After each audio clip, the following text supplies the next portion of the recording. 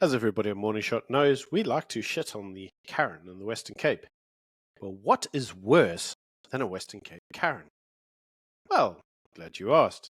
It's a Western Cape Karen political party that wants to see the manager of the manager that Karen called. And this political party is, of course, Mzanzi. So Mzanzi is interesting because they are sort of trying to be the white man's version of the ANC, or the ANC that went to St. John's private school.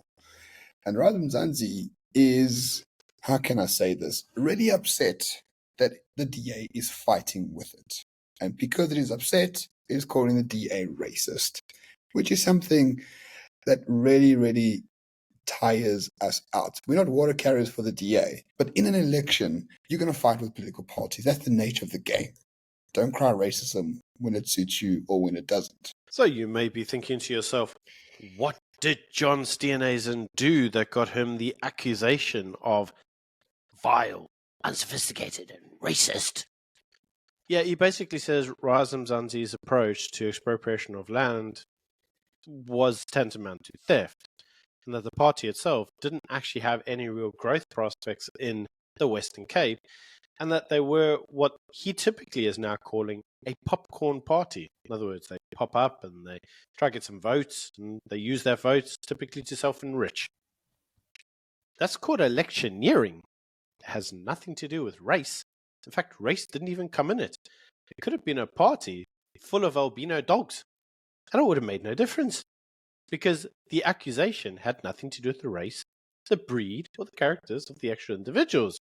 It had everything to do with what he was claiming that they were doing, which is potentially theft.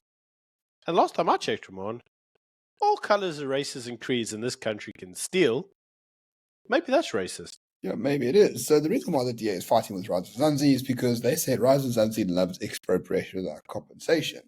And Mzanzi says, we shouldn't be hysterical about EWC. It is practically inevitable, but don't worry, they've got the workable solution to this. They are going to be calm and collected and do the surveys of who owns what land, take away land from those who have it, give it to those who don't have it anyway. And, it's all going to be so orderly. And the DA says, well, this is EWC and it's theft and it's wrong. And then Mzanzi turns to the DA and says, that's pretty racist of you to say that. But that's essentially what Mzanzi has said. EWC is inevitable, they say. It's completely workable. Just, make us God and we will do it for you. But we do know, Byron, in terms of hyper-intellectualism, it's always the hyper-intellectuals that sort of cause the most damage. Robert Mugabe was an intellectual. The Khmer Rouge were intellectuals. Mao, highly intellectual as well. Always be concerned about people who want to make something sinful workable. Yes.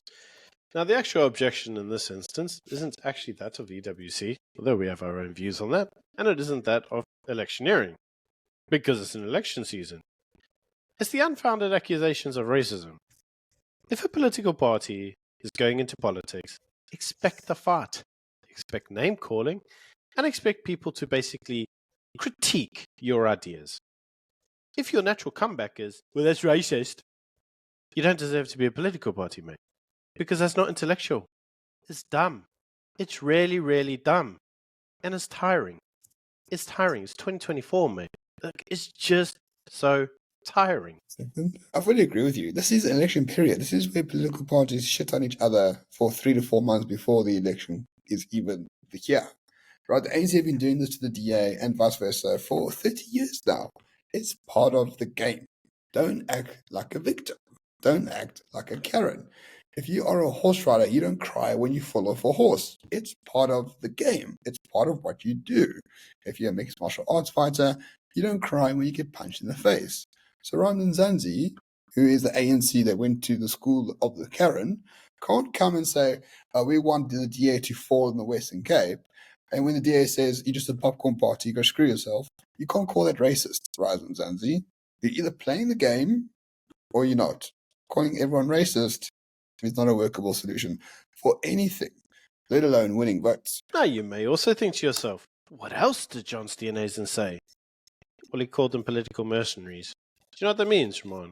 It means that they're not going to get much above the margin of error when it comes through to a poll or an election, and that the only way they're actually going to see anything to do with power It's probably going to be through a coalition agreement, like we've seen in many Western Cape municipalities.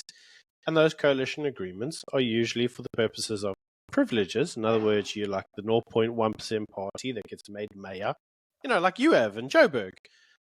Well, those political parties aren't there for anything more than the grift. And that's the fact. We've got examples of that right up and down the country.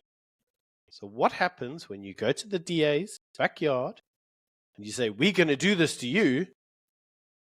Is the DA not going to call you a political mercenary?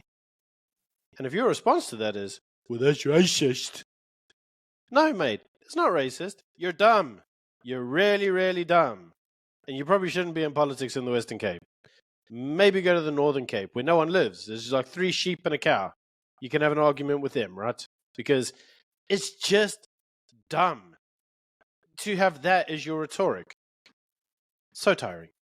So tiring. And thankfully, we're not the only people who are really tired of this. Justin Hazen, in the immortal words of Justin Hazen, he said to Rise Mzanzi, instead of hurling racial insults, which is the last refuge of a party that has run out of ideas, Rise Mzanzi leader Songezo Zibi should focus on moving his party out of the margin of error.